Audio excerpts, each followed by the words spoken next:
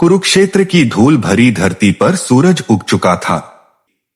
पांडवों और कौरवों की सेनाएं आमने सामने खड़ी थीं।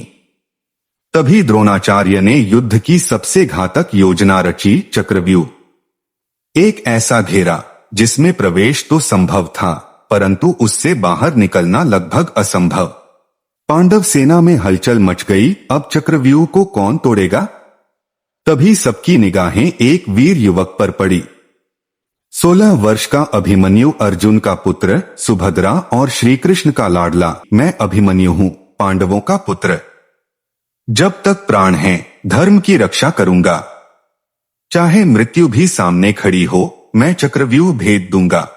अभिमन्यु और तभी वह गर्जन करता हुआ युद्ध के भयानक चक्रव्यूह में प्रवेश कर गया।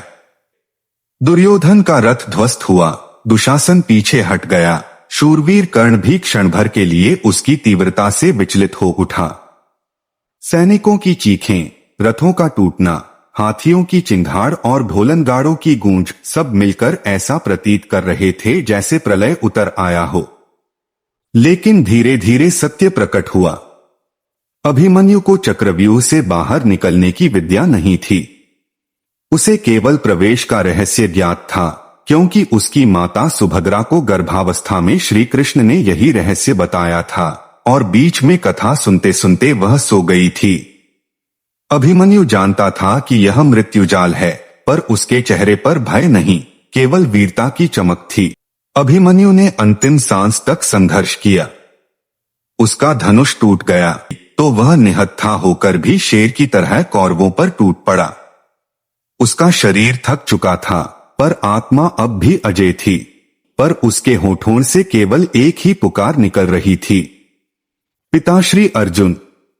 देखना, अभिमन्यु धर्म की राह में गिरा है, पर झुका नहीं है। मां सुभद्रा, आपका पुत्र आज गौरव से अमर होगा। मामा कृष्ण, आज अभिमन्यु भी आपकी लीला का पात्र बन गया। देवताओं की आवाज गूंजी, धर्मवीर अमर हो गया, अभिमन्यु अमर हो गया। कौरव सेना क्षण भर के लिए भी सन्नाटे में डूब गई।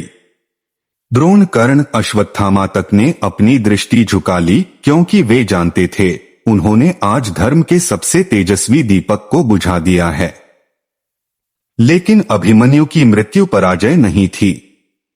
उसका रक्त, उसकी शहादत, उसकी वीरता, सबने यह लिख दिया कि धर्म के लिए लड़ा गया युद्ध कभी व्यर्थ नहीं होता।